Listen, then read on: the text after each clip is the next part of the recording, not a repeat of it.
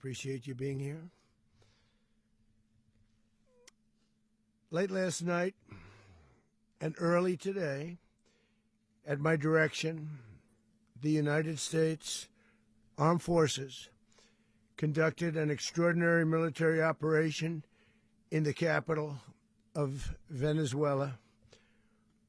Overwhelming American military power, air, land, and sea, was used to launch a spectacular assault, and it was an assault like people have not seen since World War II. It was a force against a heavily fortified military fortress in the heart of Caracas to bring outlaw dictator Nikolass Maduro to justice. This was one of the most stunning, effective, and powerful displays of American military might and competence in American history. And if you think about it, we've done some other good ones, like the attack on Soleimani,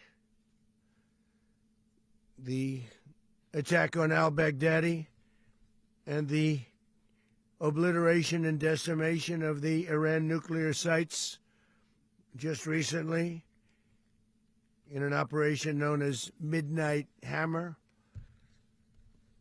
all perfectly executed and done.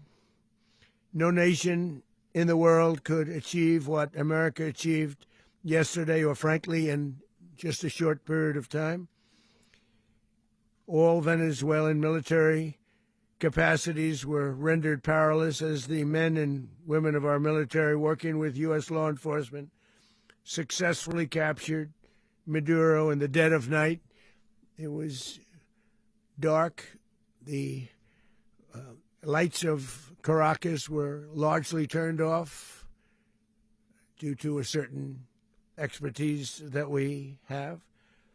It was dark and it was deadly. But captured along with his wife, Celia Flores, both of whom now face American justice.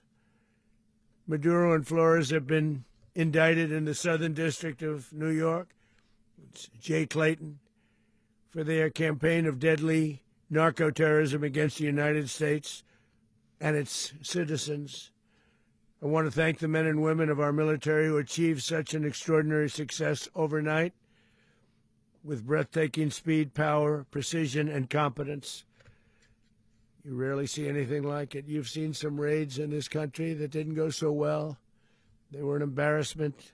If you look back to Afghanistan, or if you look back to the Jimmy Carter days, they were different days. We're a respected country again, like never before.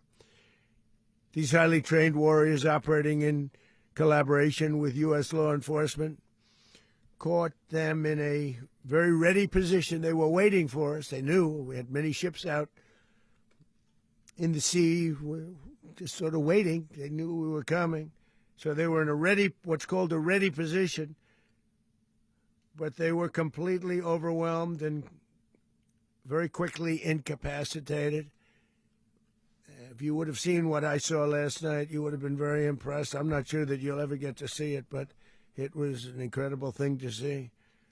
Not a single American service member was killed, and not a single piece of American equipment was lost. We had many helicopters, many planes, many people involved in that fight. But think of that, not one piece of military equipment was lost, not one service member was, more importantly, killed. The United States military is the strongest and most fearsome military on the planet, by far. With capabilities and skills our enemies can scarcely begin to imagine. We have the best equipment anywhere in the world. There's no equipment like what we have, and you see that even if you just look at the boats. You know, we've knocked out 97% of the drugs coming in by sea. 90%. Each boat kills on average, 25,000 people. We knocked out 97%. And those drugs mostly come from a place called Venecuēlā. We're going to run the country until such time as we can do a safe, proper, and judicious transition. So we don't want to be involved with having somebody else get in, and we have the same situation that we had for the last long period of years. So we are going to run the country until such time as we can do a safe, proper, and judicious transition. And it has to be judicious because that's what we're all about. We want peace, liberty, and justice for the great people of Venezuela, and that includes many from Venezuela that are now living in the United States and want to go back to their country. It's their homeland. We can't take a chance that somebody else takes over Venezuela that doesn't have the good of the Venezuelan people in mind. We've had decades of that. We're not going to let that happen. We're there now, and what people don't understand, but they understand as I say this, we're there now, but we're going to stay until such time as the proper transition can take place. So we're going to stay until such time as we're going to run it, essentially, until such time as a proper transition can take place. As everyone knows, the oil business in Venezuela has been a bust, a total bust, for a long period of time. They were pumping almost nothing by comparison to what they could have been pumping and what could have taken place. We're going to have our very large United States oil companies, the biggest anywhere in the world, go in, spend billions of dollars, fix the badly broken infrastructure, the oil infrastructure, and start making money for the country. And we are ready to stage a second and much larger attack if we need to do so. So we were prepared to do a second wave if we needed to do so. We actually assumed that a second wave would be necessary, but now it's probably not. The first wave, if you'd like to call it that, the first attack was so successful, we probably don't have to do a second, but we're prepared to do a second wave, a much bigger wave, actually. This was pinpoint, but we have a much bigger wave that probably won't have to do. This partnership of Venezuela with the United States of America, a country that everybody wants to be involved with because of what we were able to do and accomplish, will make the people of Venezuela rich, independent, and safe. And it will also make the many, many people from Venezuela that are living in the United States extremely happy. They suffered. They suffered. So much was taken from them. They're not going to suffer anymore. The illegitimate dictator Maduro was the kingpin of a vast criminal network responsible for trafficking colossal amounts of deadly and illicit drugs into the United States. As alleged in the indictment, he personally oversaw the vicious cartel known as Cartel de las Solas, which flooded our nation with lethal poison, responsible for the deaths of countless Americans, the many, many Americans. Hundreds of thousands over the years of Americans died because of him. Maduro and his wife will soon face the full might of American justice and stand trial on American soil. Right now they're on a ship. They'll be heading to, ultimately, New York, and then a decision will be made, I assume, between New York and Miami or Florida. But we have people where the overwhelming evidence of their crimes will be presented in a court of law. And I've seen it. I've seen what we have. It's both horrible and breathtaking that something like this could have been allowed to take place. For many years after his term as president of Venezuela expired, Maduro remained in power and waged a ceaseless campaign of violence, terror, and subversion against the United States of America, threatening not only our people, but the stability of the entire region. And you all saw it. In addition to trafficking gigantic amounts of illegal drugs that inflicted untold suffering and human destruction all over the country, all over, in particular the United States. Maduro sent savage and murderous gangs, including the bloodthirsty prison gang, Tren de Aragua, to terrorize American communities nationwide, and he did indeed. They were in Colorado. They took over apartment complexes. They cut the fingers off people if they called police. They were brutal, but they're not so brutal now. And I just have to congratulate our military, Pete, and everybody, and our National Guard, because the job that they've done, whether it's in Washington, D.C., where we have a totally safe city, where it was one of the most unsafe cities anywhere in the world, frankly, and now we have no crime in Washington, D.C. We haven't had a killing. We had the terrorist attack a few weeks ago, a little bit of a different kind of a threat, but we haven't had a killing in a long period of time, 6-7 months. We used to have two, on average, 2 a week in Washington, our capital. We don't have that anymore. The restaurants are opening. Everyone's happy. They're going, they're walking their daughters, they're walking their children, their wives. They walk to restaurants. Restaurants are opening all over Washington, D.C. So I want to thank the National Guard. I want to thank our military. And I want to thank law enforcement. Been amazing. And they should do it with more cities. We're doing it, as you know, and we're doing it in Memphis, Tennessee right now, and crime is down. We've just sort of started a few weeks ago, but crime is down now 77%. And the governor of Louisiana called, great person, and he wanted us to help him, as you know, in a certain very nice part of Louisiana. And we have done that. And it was a rough section, and we have crime down. I understand it's down to almost nothing already after 2.5 weeks. New Orleans, it's down to almost nothing, and we've only been there for 2.5 weeks. Can't imagine why governors wouldn't want us to help. We also helped, as you know, in Chicago, and crime went down a little bit there. We did a very small help because we had no working ability with the governor. The governor was a disaster, and the mayor was a disaster. But it knocked down crime. But we're pulling out of there. When they need us, we'll know. You'll know. You'll be writing about it. And likewise, Los Angeles, where we saved Los Angeles early on, where the head of the police department made a statement that if the federal government didn't come in, we would have lost Los Angeles. That's long after the fires. That's when they had the riots in Los Angeles. We did a great job. Got no credit for it whatsoever, but that's okay. It doesn't matter. We don't need the credit. But we'll be pulling out when they need us. They'll call, or we'll go back if we have to. We'll go back. But we did a great job in various cities. But the place that we're very proud of is Washington, D.C., because it's our nation's capital. We took it from being a crime-ridden mess to being one of the safest cities in the country.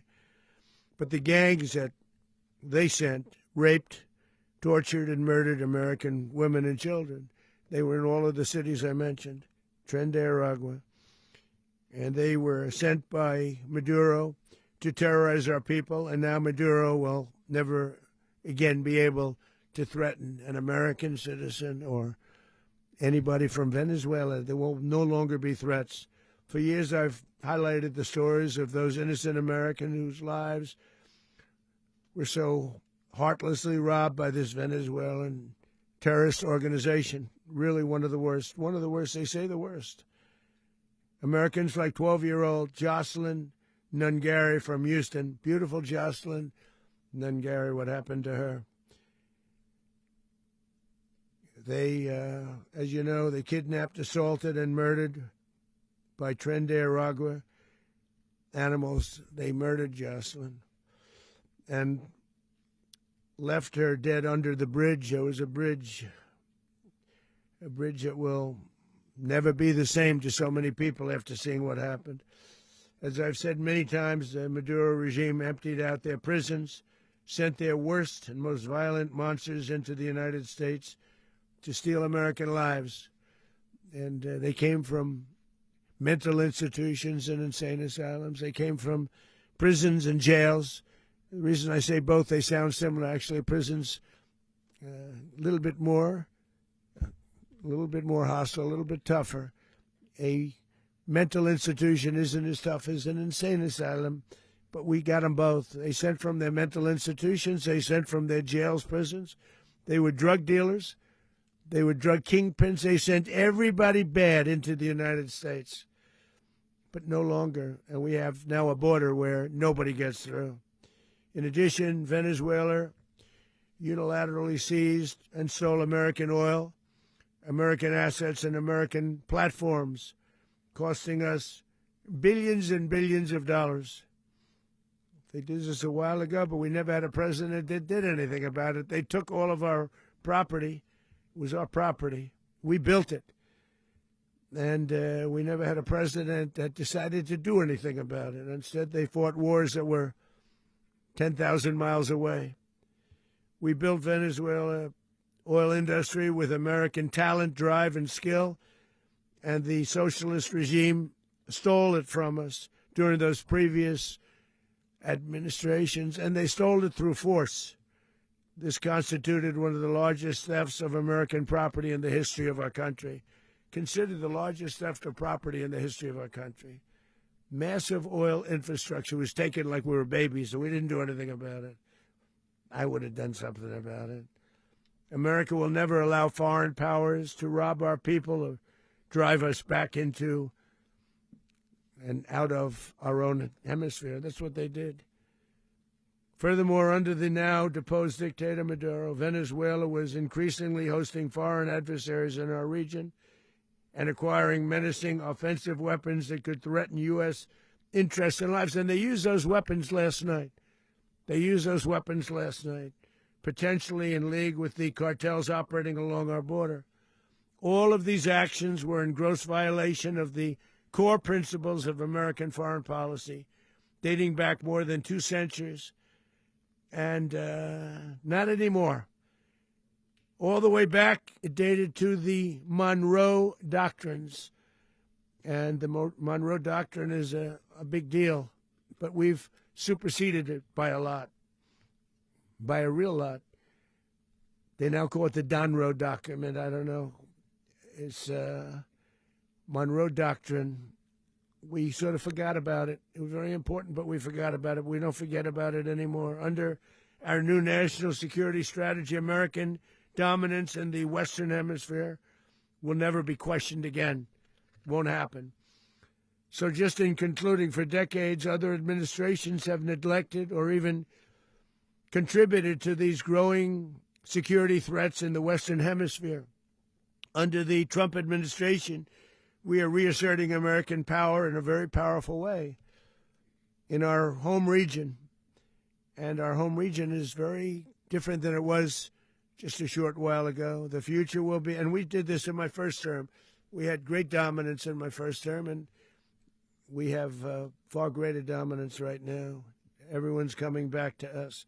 The future will be determined by the ability to protect commerce and territory and resources that are core to national security. These are core to our national security.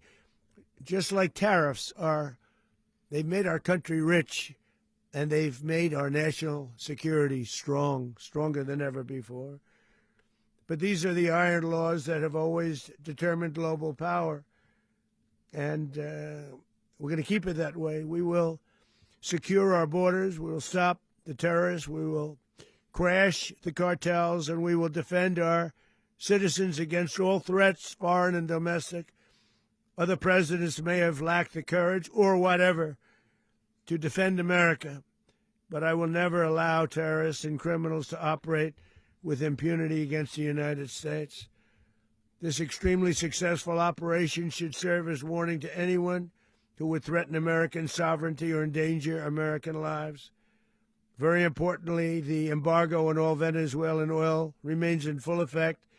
The American Armada remains poised in position, and the United States retains all military options until United States demands have been fully met and fully satisfied. All political and military figures in Venezuela should understand what happened to Maduro can happen to them, and it will happen to them if they aren't just fair, even to their people. The dictator and terrorist Maduro is finally gone, and Venezuela people are free. They're free again. It's been a long time for them, but they're free. America is a safer nation this morning. It's a prouder nation this morning because it didn't allow this horrible person and this country that was doing very bad things to us. It didn't allow it to happen. And the Western Hemisphere is right now a much safer place to be. So I want to thank everybody for being here. I want to thank General Raisin Kane. He's a fantastic man. I've worked with a lot of generals. I worked with some I didn't like. I worked with some I didn't respect. I worked with some that just weren't good. But this guy is fantastic. I watched last night one of the most precise attacks on sovereignty. I mean, it was an attack for justice. And I'm very proud of him, and I'm very proud of our Secretary of War, Pete Hegseth, who I'm going to ask to say a few words. Thank you very much.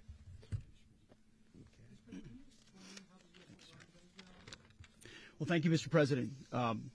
Finally, a commander-in-chief the world respects and the American people deserve. And as the President said, words can barely capture the bravery and the power and the precision of this historic operation, a massive joint military and law enforcement raid flawlessly executed by the greatest Americans our country has to offer.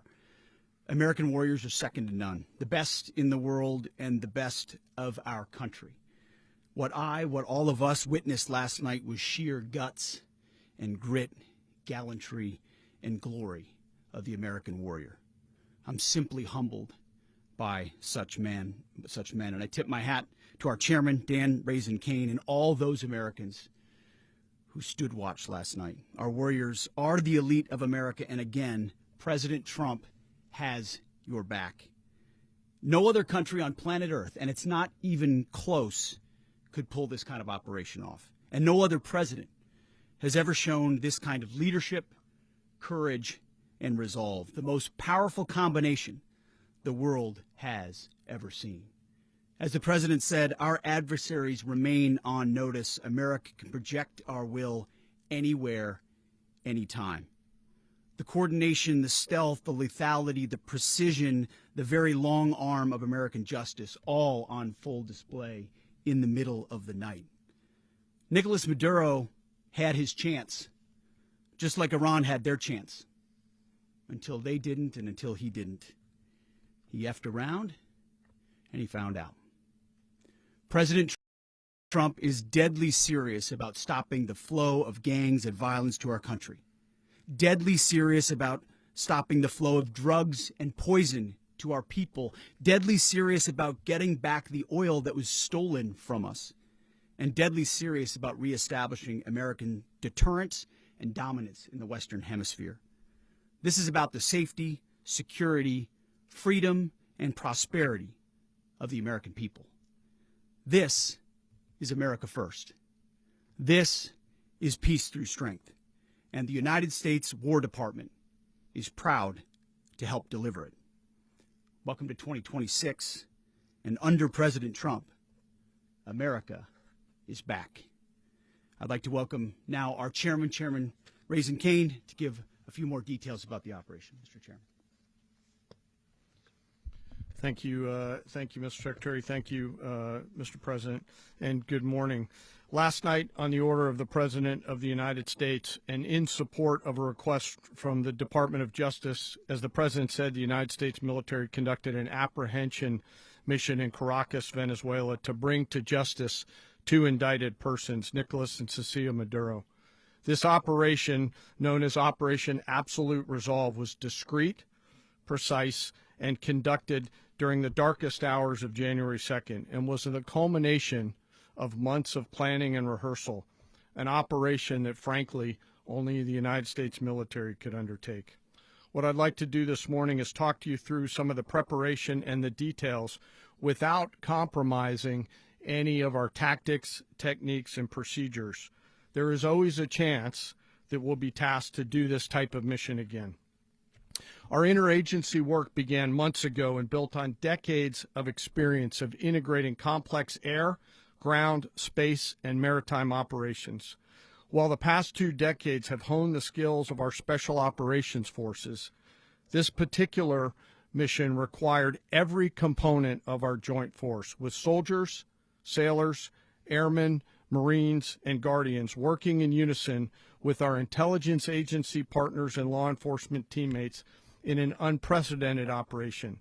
We leveraged our unmatched intelligence capabilities and our years of experience in hunting terrorists, and we could not have done this mission without the incredible work by various intelligence agencies, including the CIA, NSA, and NGA.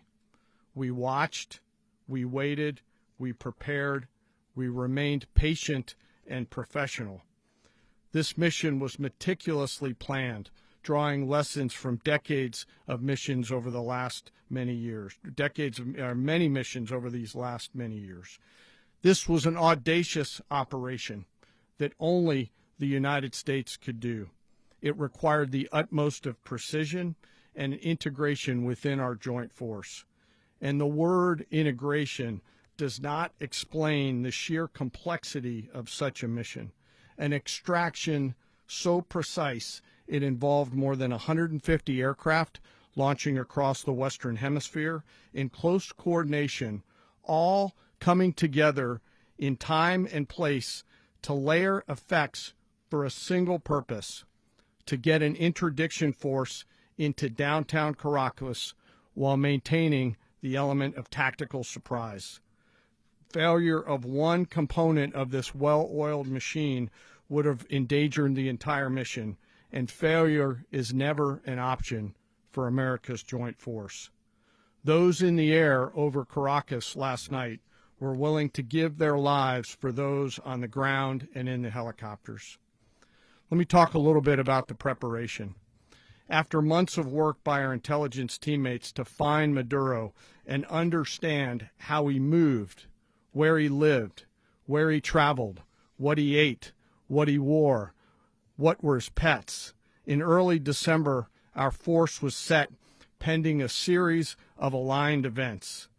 Key was choosing the right day to minimize the potential for civilian harm and maximize the element of surprise, and minimize the harm to the indicted personnel so, as the president said, they could be brought to justice.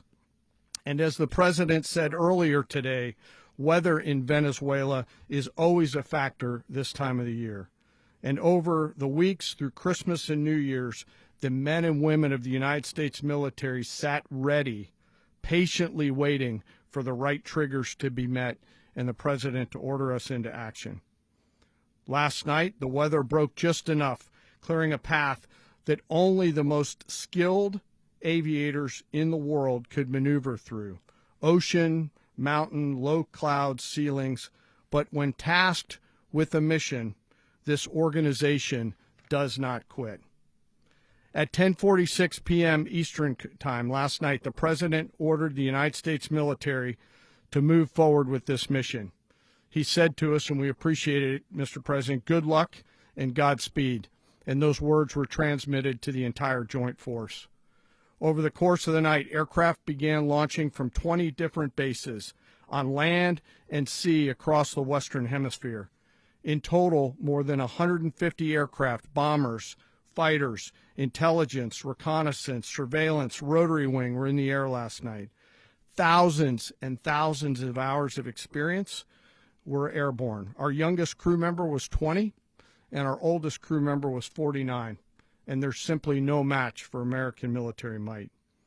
As the night began, the helicopters took off with the extraction force, which included law enforcement officers, and began their flight into Venezuela at 100 feet above the water. As they approached Venezuelan shores, the United States began layering different effects provided by Spacecom, Cybercom, and other members of the interagency to create a pathway. Overhead, those forces were protected by aircraft from the United States Marines, the United States Navy, the United States Air Force, and the Air National Guard. The force included F-22s, F-35s, F-18s, EA-18s, E-2s, B-1 bombers, and other support aircraft, as well as numerous remotely piloted drones. As the force began to approach Caracas, the Joint Air Component began dismantling and disabling the air defense systems in Venezuela, employing weapons to ensure the safe passage of the helicopters into the target area. The goal of our air component is, was, and always will be to protect the helicopters and the ground force and get them to the target and get them home. As the force crossed the last point of high terrain where they'd been hiding in the clutter, we assessed that we had maintained totally the element of surprise. As the helicopter force ingressed towards the objective at low level, we arrived at Maduro's compound at 1:01 a.m. Eastern Standard Time, or 2:01 a.m. Caracas local time, and the apprehension force descended into Maduro's compound and moved with speed, precision, and discipline towards their objective and isolated the area to ensure the safety and security of the ground force while apprehending the indicted persons.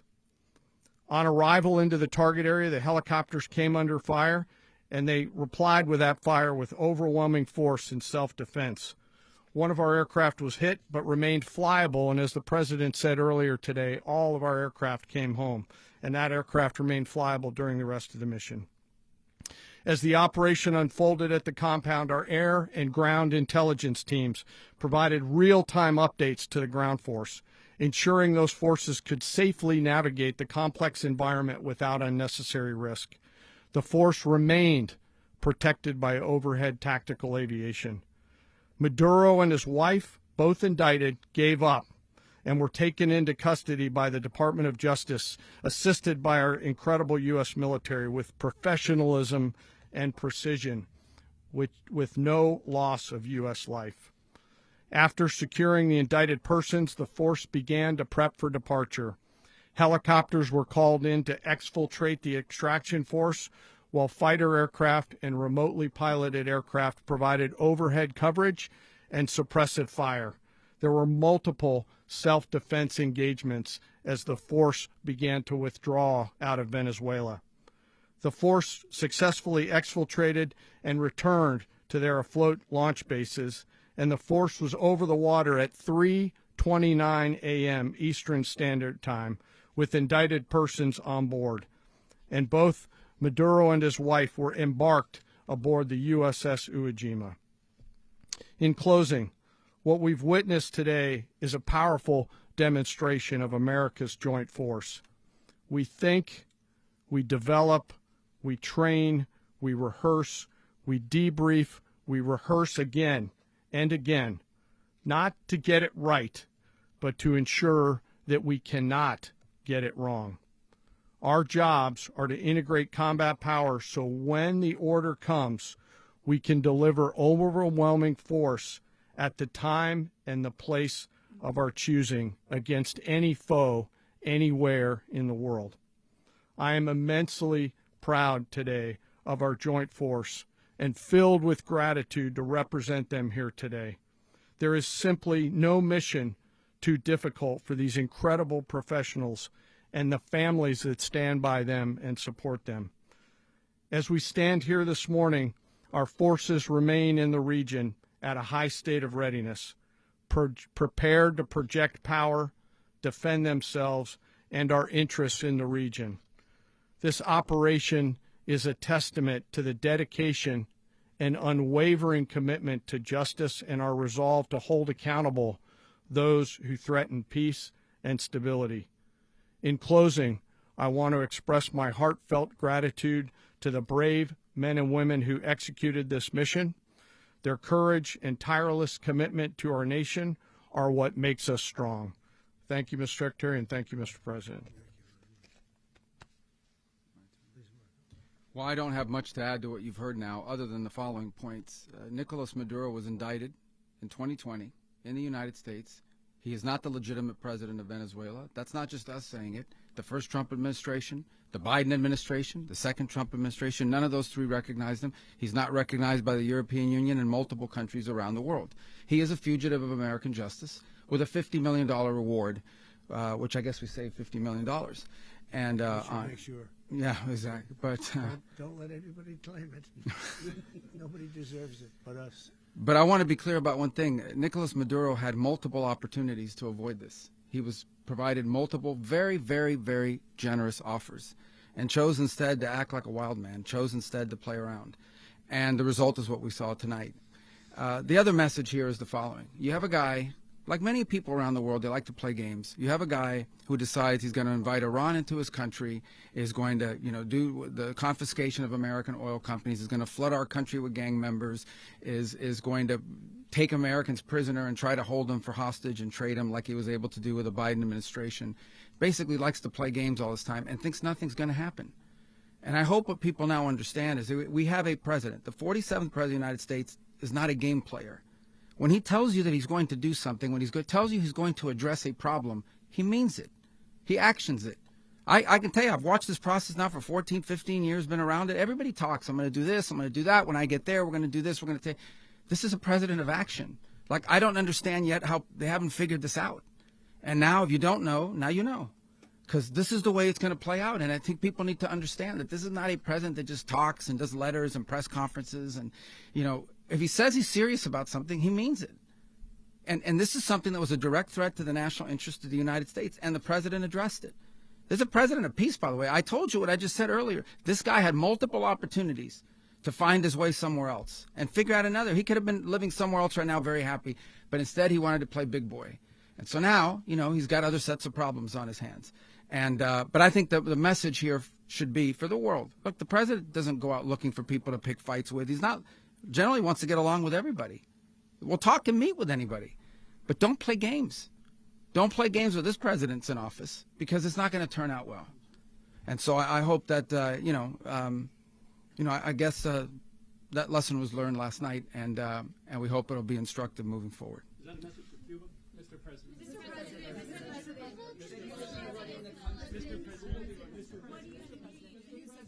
Please. Well, we're going to be running it with a group, and we're going to make sure it's run properly. We're going to rebuild the oil infrastructure, which will cost billions of dollars. It'll be paid for by the oil companies directly. They will be reimbursed for what they're doing, but that's going to be paid. And we're going to get the oil flowing the way it should be. As you know, it was just a minor flow. It was actually a minor flow for what they have. But we're going to run it properly, and we're going to make sure the people of Venezuela are taken care of. We're going to make sure the people that were forced out of Venezuela by this thug are also taken care of. President, does the U.S. running the country mean that U.S. troops will be on the ground? How will that work?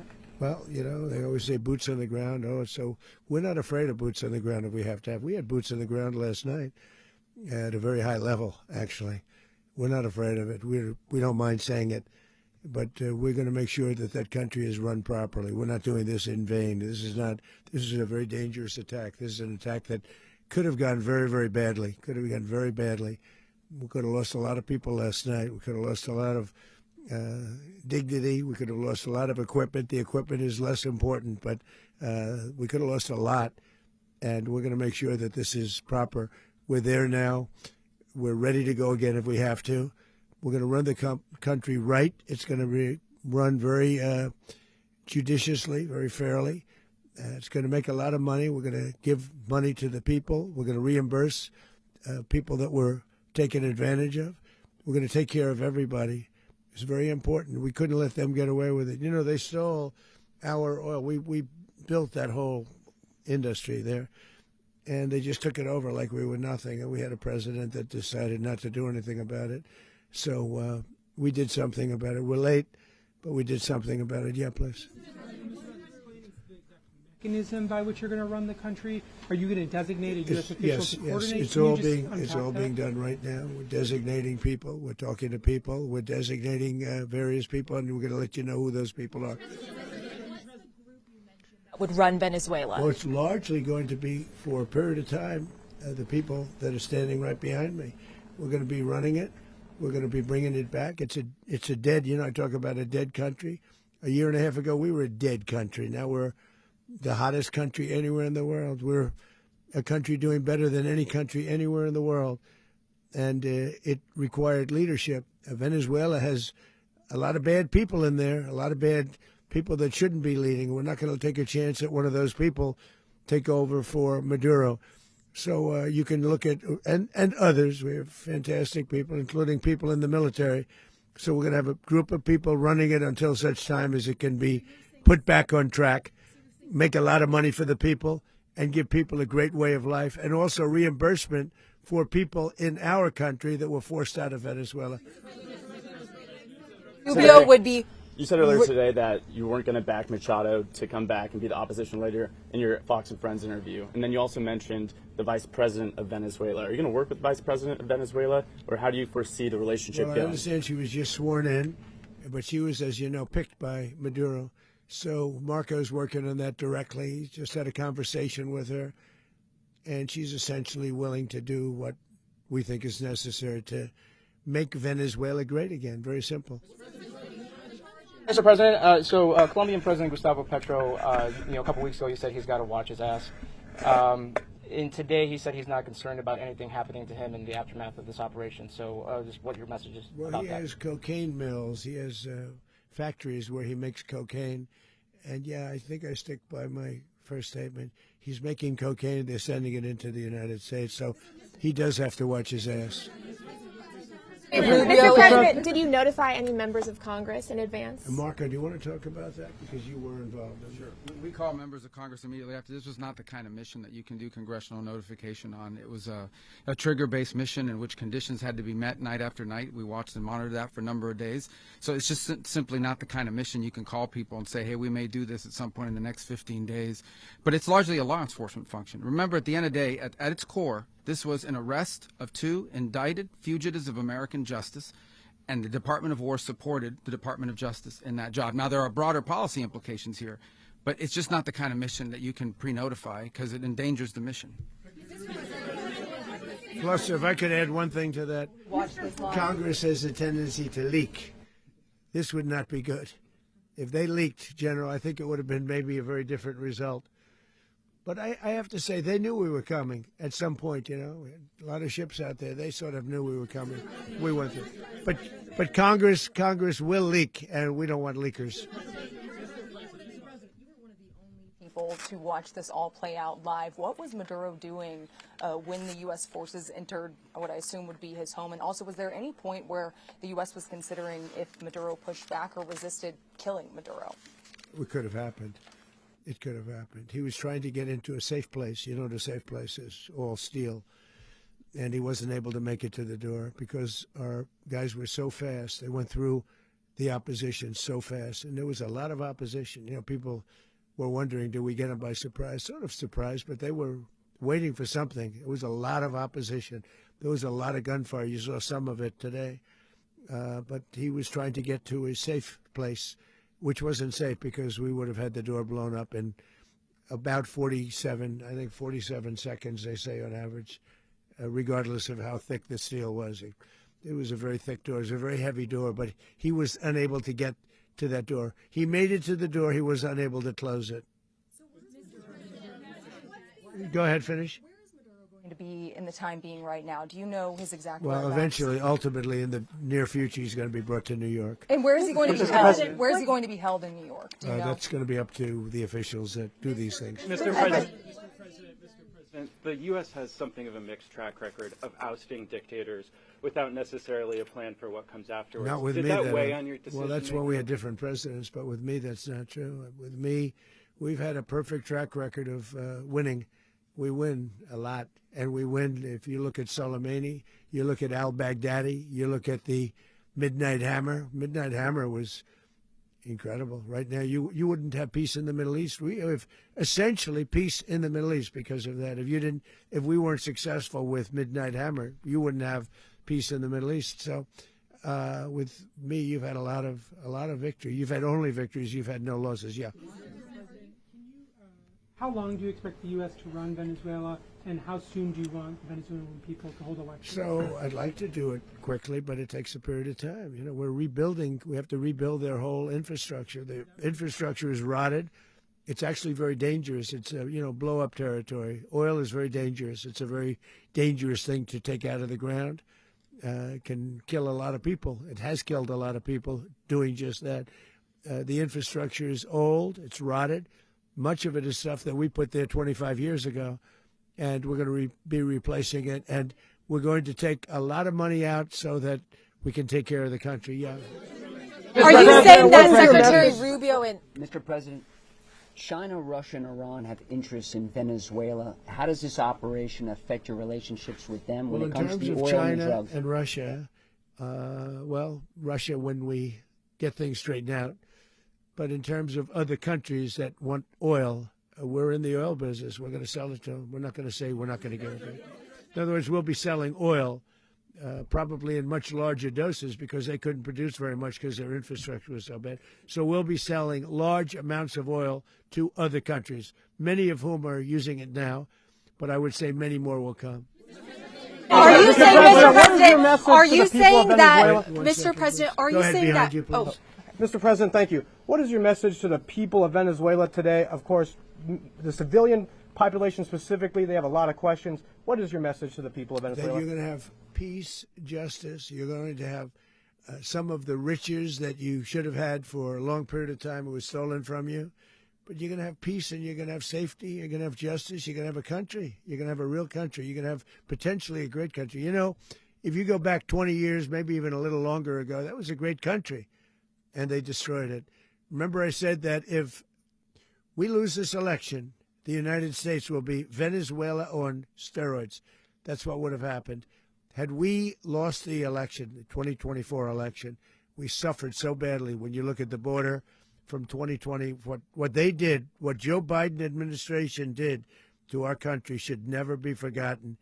But if we had to go through another year of that, we would be exactly where Venezuela was in terms. I used to say, if they win, we're going to be Venezuela on steroids, and that's what would have happened. President, thank you. Are you saying that Secretary Hegseth and Rubio are going to be running Venezuela, and will you be sending in U.S. military troops to provide? They're going to be a team that's working with the people of Venezuela to make sure that we have Venezuela right.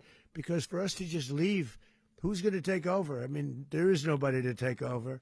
You have a vice president who's been appointed by Maduro. And right now she's the vice president, and she's, I guess, the president. She was sworn in as president just a little while ago. She had a long conversation with Marco, and she said, we'll do whatever you need. I think she was quite gracious, but she really doesn't have a choice. We're going to have this done right. We're not going to just do this with Maduro, then leave like everybody else, leave and say, let it go to hell. If we just left, it has zero chance of ever coming back. We'll run it properly. We'll run it professionally. We'll have the greatest oil companies in the world go in and invest billions and billions of dollars and take out money, use that money in Venezuela. And the biggest beneficiary are going to be the people of Venezuela. And also, I can't stress this strongly enough, the people that got thrown out of Venezuela that are now in the United States. And frankly, some want to stay and some probably want to go back. Yeah. The country, and were any of the detained Americans? Well, right now they're very protected because nobody's going to mess with us. They're very protected. The people of, and we let them know that you better not touch one of them. And are you concerned that bad elements of the Maduro regime will remain in place? Well, we know who they are.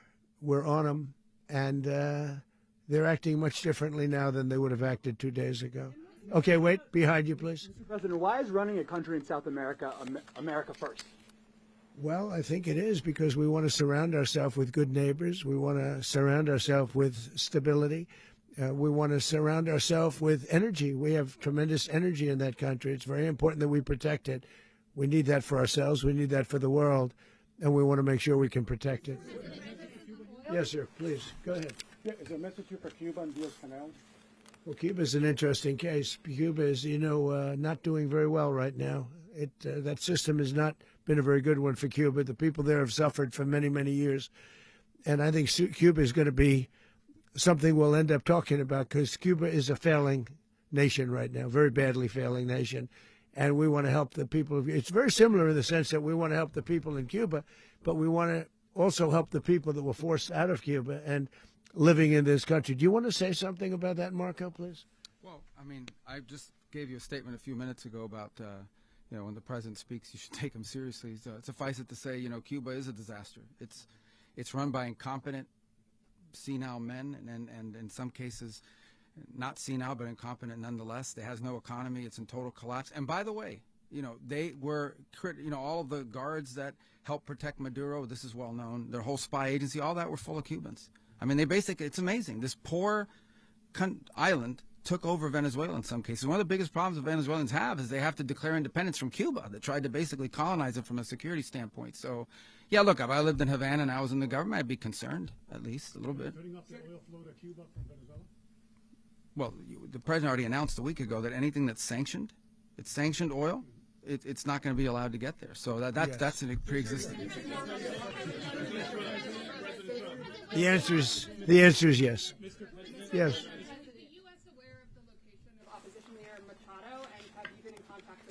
No, we haven't. No, we haven't. Mr. President. Mr. President, on Monday. Oh, I think it would be very tough for her to be the leader. She doesn't have the support within or the respect within the country. She's a very nice woman, but she doesn't have the respect to be the Mr. leader. President, is it possible that the U.S. ends up administrating Venezuela for years? Well, it won't cost us anything because the money coming out of the ground is very substantial, so it's not going to cost us anything. We will. Well, we want safety there. We want to be surrounded by countries that aren't housing all of our enemies all over the world. That's what that was happening, and you don't want to have that. But we're going to be rebuilding, and we're not spending money. The oil companies are going to go in. They're going to spend money. We're going to take back the oil that, frankly, we should have taken back a long time ago. A lot of money is coming out of the ground. We're going to get reimbursed for all of that. We're going to get reimbursed for everything that we spend. So it's going to be a very important. This is a very big evening that took place last night. We have to be surrounded by safe, secure countries, and we also have to have energy. Very important. We have to have energy that's real energy, not where they're getting 4% and 5% of the energy out of the ground. You take a look. It was such a disaster. So what's going to happen with Venezuela, I think, over the next period of a year, is going to be a great thing, and the people of Venezuela will be the biggest beneficiaries. Going to send in U.S. military. Mr. President, thank you. What did you last speak to Maduro about when you spoke? And is the Well, US I don't want to get war into with the Venezuela? conversations, but I did have conversations with him, and I said, you got to surrender. And I actually thought he was pretty close to doing so, but now he wished he did, yeah. You said that Maduro is responsible for drug trafficking. You recently pardoned the former president of Honduras who was convicted of many drug trafficking. Can you explain how these two situations are different? And would you ever pardon Maduro? I endorsed, as you know, the winning president, the man who won in Honduras. I endorsed the man who won in Chile. I endorsed the man who won in Argentina. And we are doing very well with that whole group. What the man that I pardoned was, if you could equate it to us, he was treated like the Biden administration treated a man named Trump. That didn't work out too well for them. This was a man who was persecuted very unfairly. He was the head of the country. He was persecuted very unfairly. And there are a number of them. And we felt that it was a very unfair situation that happened to him. He's also a party member of the man who won. So obviously the people liked what I did. And one of the reasons that was done is because of the fact that the party in power felt very strongly that that man was treated very badly. I studied it very quickly, and then I studied it in great detail. I went to a lot of the people standing behind me, and they felt that that man was persecuted and treated very badly. That's why I gave him a pardon. You referenced boots on the ground earlier. Can you just sort of button this up? Do you envision the U.S. military having a presence in Venezuela as the U.S. runs that Well, country? no, we're going to have a presence in Venezuela as it pertains to oil, because we have to have, we're sending our expertise in. So you may need something, not very much. But no, we're going to be taking out a tremendous amount of wealth out of the ground. And that wealth is going to the people of Venezuela and people from outside of Venezuela that used to be in Venezuela. And it goes also to the United States of America in the form of reimbursement for the damages caused us by that country. So I want to thank you all very much. Thank you. Do you have one? Yes, please. You were so nice before. I'm going to give you the final question. Go ahead. Thank you, Mr. Unless President. it's a bad question, in It's which about case I'll Putin. go one word. It's about who? It's about Putin, if you want. About Putin. Well, that's Okay. always nice You had to a talk phone- about Putin. You had a phone call with him Yeah. on Monday. Did he talk at all about Maduro? Did y'all talk about this? No, we didn't. And We then- never spoke about Maduro. Are you mad at him right now? I mean, there's this I'm not intelligence. thrilled with Putin. I'm not thrilled with Putin. He's killing too many people. I thought that would be so. I settled 8 1/4 war. You know what the 1/4 was? Thailand and Cambodia. I did it again. They broke out, and I did it in about 5 hours, and I settled it. I'm giving myself 1/4, so I'm up to now 8 1/4. In other words, I settled the war, but then they broke out. They had a pretty bad breakout over the last 4 days. I got them to go back to peace, so I only give 1/4. I thought the easiest one would be, one of the easier ones would be Russia, Ukraine. It's not, and they both have done some pretty bad things. And look, that's Biden's war. That's not my war. But I want to stop the lives. Did you see where last month, 30,000, it was 27,000 the month before. 30,000, mostly soldiers, were killed this last month. 30,000. I want to stop that. You know, I got NATO to pay 5% instead of the 2% that they weren't paying. They weren't paying 2%, now they pay 5%. And we send them a lot of munitions. We send them a lot of things, missiles and various other things, a lot. And they pay. The United States is not losing money. We're probably making money on that. It's the last thing I care about. I just want to stop all those people. We're losing 25,000, 30,000 human beings. They come from 2 places that are very far away. But if I can stop, because it's something I've been pretty good at doing, deals, I guess. It's all a deal. Life is a big deal. But if I can stop that war and stop 30,000 young people, in addition to the fact that people are being killed in Kiev, people are being killed in other cities throughout, a much smaller number, but they're being killed, viciously killed. So I'm not happy about it. I thought that would be something that would get solved. We have Mr. Witkoff here. I think that we're making progress, but that's a war that should have never happened. If I were president, it would have never happened. Putin says it. Everybody says it. If I were president, that would have never happened. But I inherited that war. That was Joe Biden, Zelensky, and Putin. I came into the situation, and it's a mess. And I will say this. I watched an operation last night that was so precise, that was so brilliant. I mean, it was incredible. If we had our people, like this general and our people involved, that war would not have gone on very long, that I can tell you. That war, to use an old term, that war has become a bloodbath, and we want it to get stopped. Thank you very much, everybody.